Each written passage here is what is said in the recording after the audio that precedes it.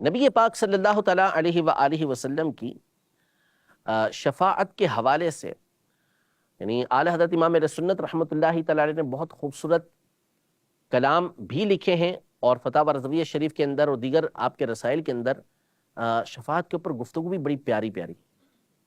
کہ شفاعت ایک بڑی، جس کو کہنے احلی من العسل، شہد سے بھی زیادہ میٹھی، یعنی کیا ہی ذوق افزا شفاعت ہے تمہاری واہ واہ، قرض لیتی ہے گناہ پرہیزگاری واہ واہ. یعنی جنت میں داخلہ تو ہوگا، لیکن نبی پاک صلی اللہ علیہ وسلم کی کھلی شفاعت کے ذریعے اور خاص شفاعت کے ذریعے جو داخلہ ہوگا اس کا لطف جدا گانا ہوگا.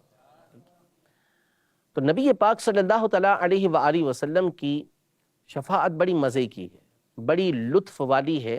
اس لیے علماء نے کلام کے اندر بھی اور کتابوں کے اندر بھی آپ علیہ السلام کی شفاعت کے حوالے سے بڑی خوبصورت گفتگو فرمائی ہے.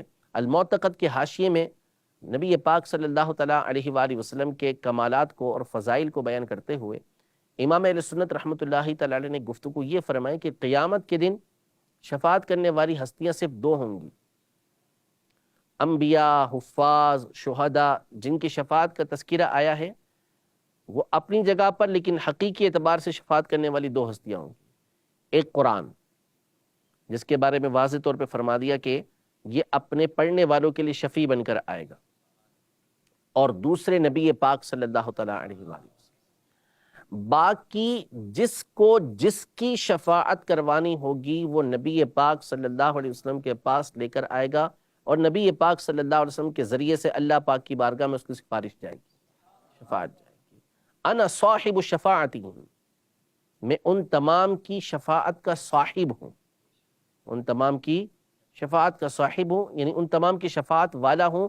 مطلب یہ کہ ان کی شفاعتوں کو اللہ پاک کی بارگاہ میں پیش کرنے والا.